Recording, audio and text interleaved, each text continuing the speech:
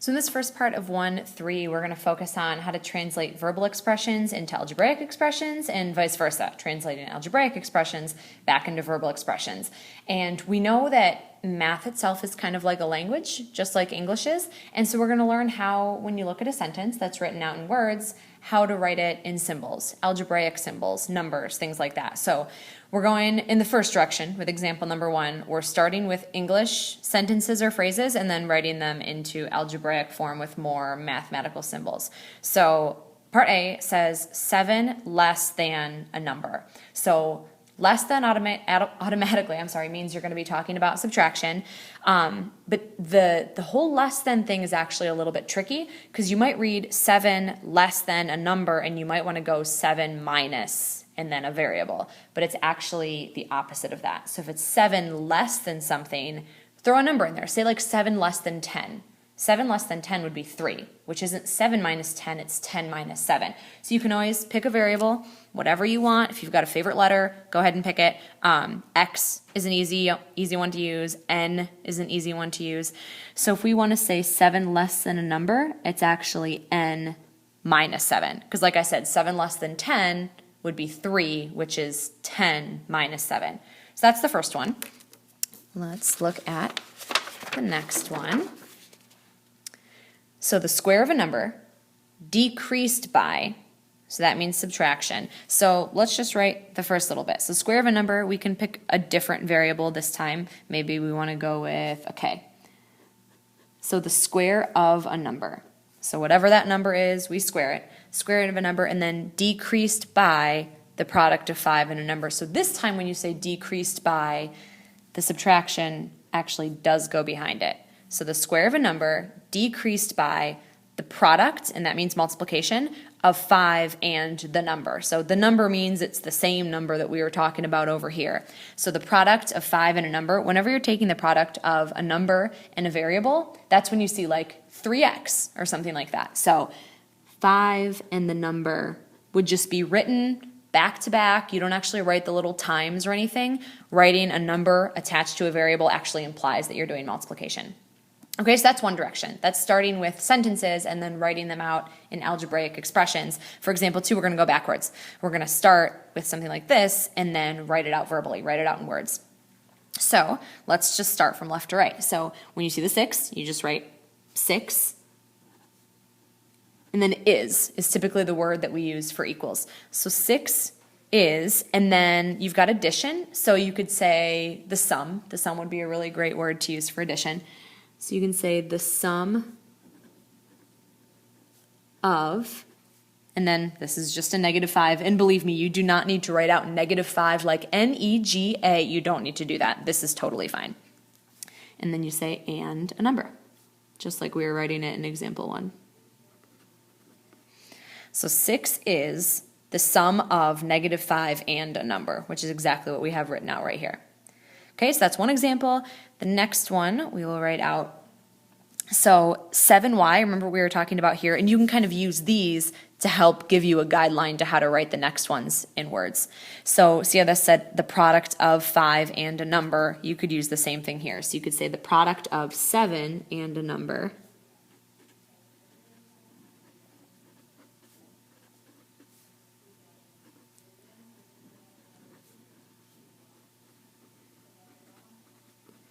And then minus, you could either say at the beginning 2 less than the product of 7 and a number, like we did in example 1 part A, or you could say the product of 7 and a number decreased by, like we did in part B. I kind of like saying 2 less than, like we did in example 1 part A. So 2 less than the product of 7 and a number, and then equals 19, we just write is 19. So you want to avoid literally just writing this out. Like you don't want to write, the product of 7 and a number minus. You don't want to write out the word minus. You want to use a better English word for that. So just a couple of quick examples there on translating back and forth between words and symbols. Okay, in the second half of 1.3, we're going to learn all about the properties of equality and then use those properties to solve equations. So this first part, we're just going to jot down the properties really quick. So the reflexive property looks like this. Very, very, very simple. Reflexive means a number is equal to itself. It's as simple as that. The symmetric property looks like this. If A is equal to B, then B is equal to A. And when we do something like this, we don't literally mean like just a single number. You can mean like a whole equation. And this basically means you can flip the equation back and forth. So say, like from the previous video, say you had something like this, you could write it in this direction, or you could say 19 equals 7y minus 2. So the symmetric property basically says you can flip the two sides of an equation. The transitive property is kind of a cool one. This one says if A equals B and B equals C, then A equals C. So if A is equal to B, but then we know that B is equal to C, like it says, it must be that A is equal to B. Kind of that they're all equal to each other. That's what the transitive property says. And then substitution works like this. If A is equal to B,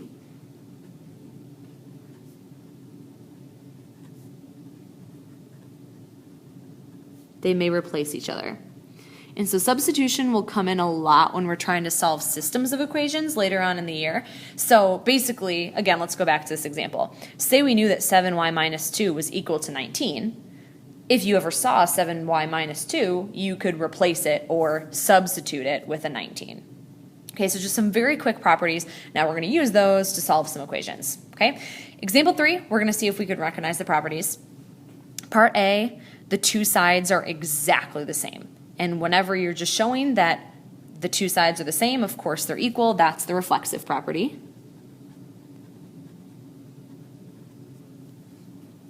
And then part B says if 9 is equal to x, it must be that x is equal to 9. And that's exactly what we've got written out here for the symmetric property. It says that you can flip the two sides. So for part B, it represents the symmetric property. So you'll see example problems in the homework that'll ask you to pick out which one of those properties you're using.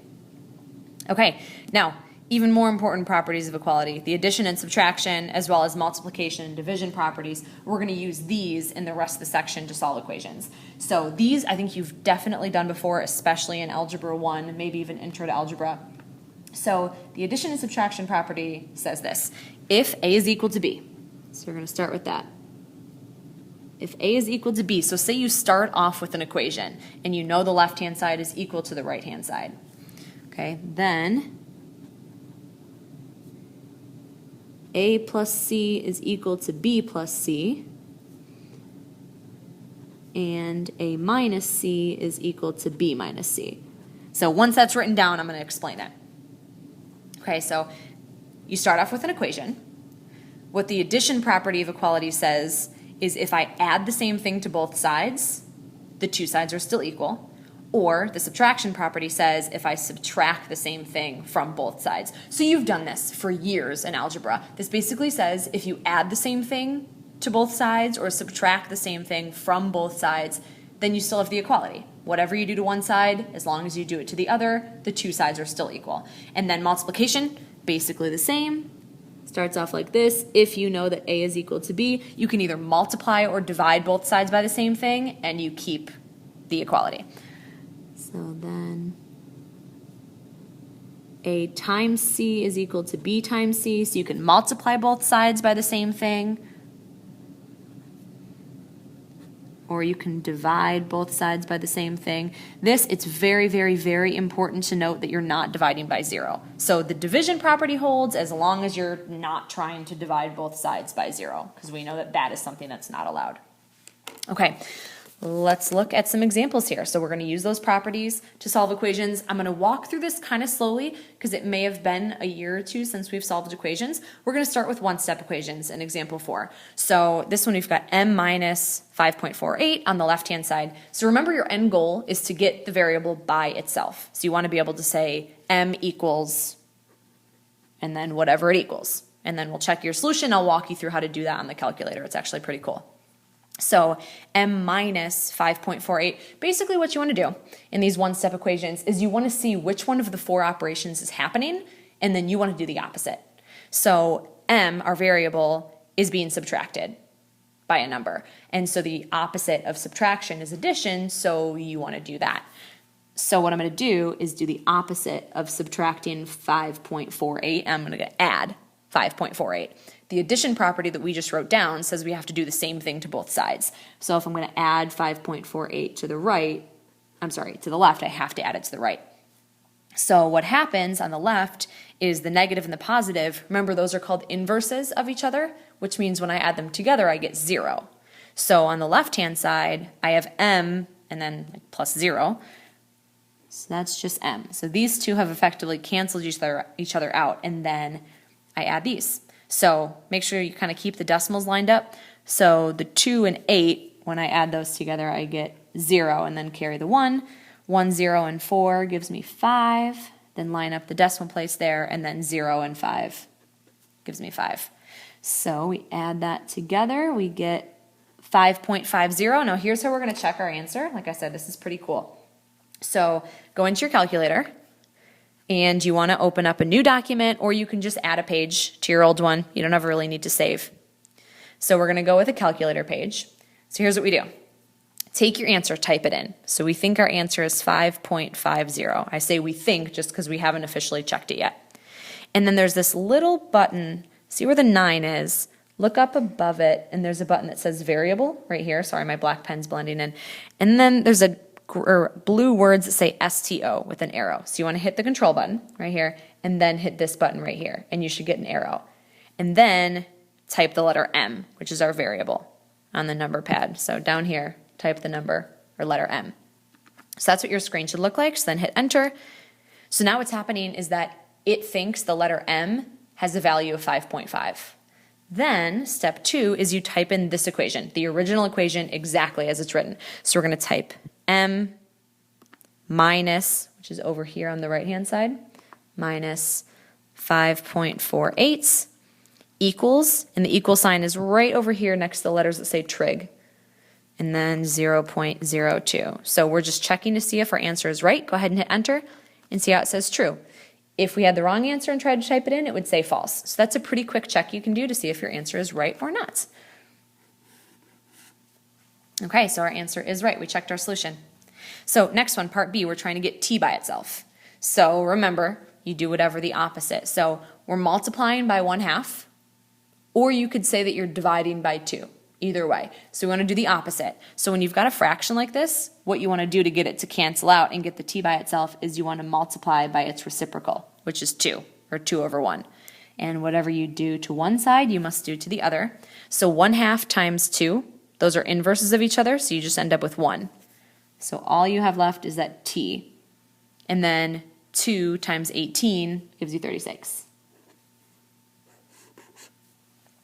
Okay, so let me run you through that check one more time. So you type in the number 36, and then hit Control, and then this variable button, store it in as t, and then type the equation. 18 equals, and then type 1/2. So if you hit Control and then hit the division sign, you can get a little fraction template. So 1/2, and then times t. Check your answer, and it is true. So that's how we know we're right.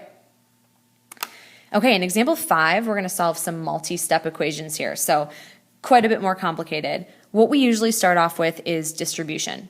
So on the right-hand side here, see how we have a 3 and a 2? Those need to be distributed. So I haven't done anything with the 53. I'm going to distribute this 3. So 3 times y gives me 3y. And then 3 times negative 2 minus 6. Then I'm going to distribute this negative 2. So negative 2 times 3y is negative 6y. And then careful here, negative 2 times negative 1 gives me a positive 2. Okay, so now on the right-hand side, I'm going to combine up like terms. So I have a 3y and a negative 6y, which give me a negative 3y. And I can also combine this negative 6 with this positive 2. That gives me a negative 4. Okay, so here's the equation I have so far. I've got 53 equals negative 3y minus 4. So remember, your end goal is to be able to say y equals and then a number. You want to get the y totally by itself. So the first thing you're going to do is do the opposite of what you see here. This is subtraction of 4, so the opposite of subtraction is addition. So I do that to the right, which means I have to balance on the left. So here I've just gotten the 4's to cancel out. Here I'm going to add these together and I get 57 equals negative 3y. And then right now we're being multiplied by a negative 3. The opposite of multiplying is to divide by negative 3.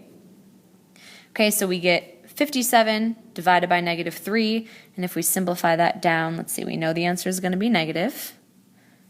And then we get 19, negative 19. Okay, so we can plug that in and check it out as well. So type in negative 19 and store that in as y. And then plug in your equation. This is going to be a little bit more complicated. So 53 equals 3, and then the parentheses are right down here next to the 0.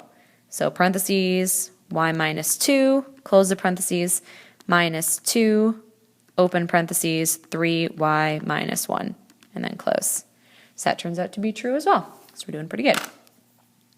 Okay, so box that in. And then this one's a little bit more complicated because I have fractions. So 3/5 here, these 5s are going to reduce down. So 15 divided by 5 is 3. And then 3 times 3, you get 9d. I can do the same thing here.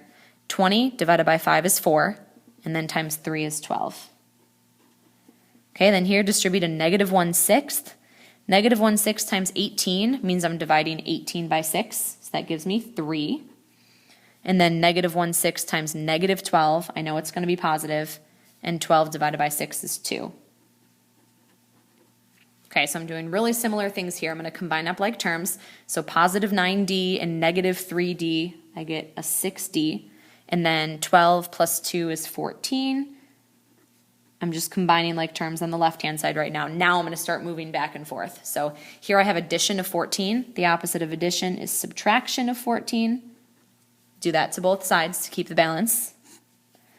These will cancel out. I have a 6d left, and then I can subtract here and I get 24. And then the last thing to get the d by itself is to do the opposite of this multiplication, which is division. So I'm going to divide by 6. This reduces down to 1, so it's just a 1d, which is the same as just d. And then I'm left with 4. Okay, so you could run through and check that on your calculator the same. I just want to make sure I get through these. So here's a quick formula problem. Formula is given right here, where L is the slant height and R is the radius. We want to solve the formula for L, which means basically doing any steps that we can to get this L by itself. Okay, so first thing we're going to do is get rid of this addition. Remember, the opposite of addition is subtraction. So do that from both sides. So on the left I have s minus pi r squared. Now these are all variables, so they don't have any like terms. So you really can't simplify, you're just kind of rearranging. And then again, we're trying to get this L by itself. It's being multiplied by pi and r, so we can divide both sides. Okay, so these cancel. And just like I wanted to, I get the L by itself, and then this side really doesn't simplify. I can't cancel these out, because I would have to be able to cancel them from this term as well, and I cannot. So all I'm doing right now is just rearranging my formula and getting a different variable by itself. So that would be your answer there. Okay, and my last is a standardized test prep question. So here's what I'm trying to do here. It says 4g plus 5 is equal to this. What is 4g minus 2 equal to? So basically, as a little shortcut, if you can start with this, we want this left side to equal this left side. So how do we get this to be a negative 2? Well, if we take 5 and we subtract 7, then we would end up with a negative 2. Okay, so I'm going to start with this right here, and I'm going to subtract 7 from both sides. Okay, so the left-hand side, I'll end up with 4g minus 2, which is exactly what I wanted. And then on the right-hand side, I have to subtract 4/9 minus 7. Okay, so 4/9 minus 7. There are plenty of ways to do this by hand. Keep in mind you would have a calculator on a standardized test. But what I want to do is get a denominator of 9. So I'm going to multiply by 9 over 9 so that these two have the same denominator. So I would have 4 over 9. And then 7 times 9 is 63. So I have 63 over 9. And then now that my denominators are the same, I could subtract those. So 4 minus 63 gives me a numerator of negative 59 over 9, and that matches with letter C here. Okay, that is the end of 1-3.